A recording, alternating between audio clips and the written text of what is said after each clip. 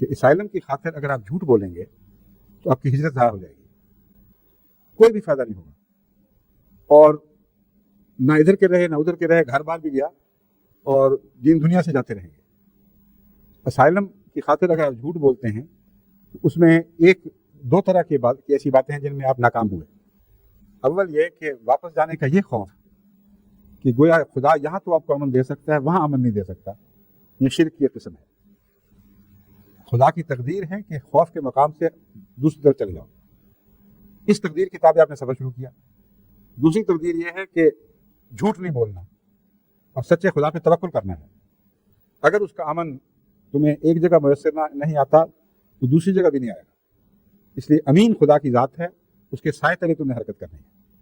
اگر یہ باتیں سچی ہیں تو ہجرت سچی ہے، اگر یہ نہیں ہے تو ہجرت جھوٹی ہے، پھر وہ ایک مشرک کی ہجرت بن جاتی ہے۔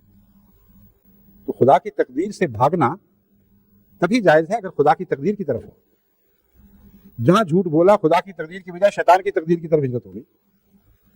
یہ ہے جو باریک مسئلہ سمجھنا ضروری ہے۔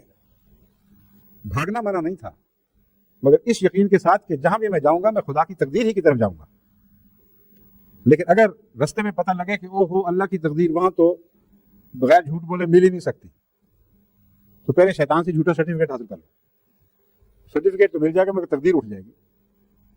یہ وہ باریک پہلو ہیں جھوٹ کے جن پر نظر رکھیں تو پھر آپ کو حق کے ساتھ تعلق قائم کرنے کی توفیق ملے گی۔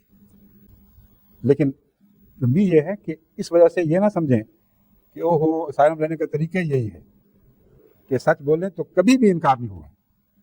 جب یہ خیال آپ کے دل میں آئے گا تو آپ خدا کی تقدیر پر حاکم بن جائیں گے، دعا نہیں کر رہے ہوں گے بلکہ اسے کوئی امر دے رہے ہوں گے، وہاں آپ کا نسخہ فیل ہو جائے گا۔ اس لیے دونوں احتمال اور امکان دونوں طرف کے دروازے کھلے رکھیں، سچ بولیں، یہ عرض کریں اللہ تعالیٰ سے کہ اگر اس کے نتیجے میں دنیا جاتی ہے تو مجھے کوئی پرواہ نہیں، کیونکہ سب دنیا تیری ہی ہے۔ دوسرا پہلو اقتصادی پہلو ہے۔ بعض لوگ بیچارے واقعتاً سب کچھ بیچ کے، جس کو پنجابی کہتے ہیں ویچ وٹ کے، جو غریب کی کلی چھوٹا سا کوئی گھر وغیرہ تھا، بستر سامان سب کچھ بیچ دیا کہ اس ملک سے نکلو۔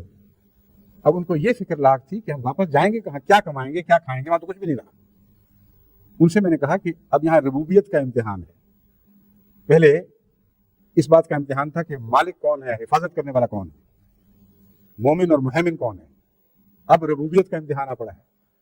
اگر آپ خدا کے سوا کسی کو رب سمجھتے ہیں تو پھر اس رب سے کیا مانگنے نکلے ہیں؟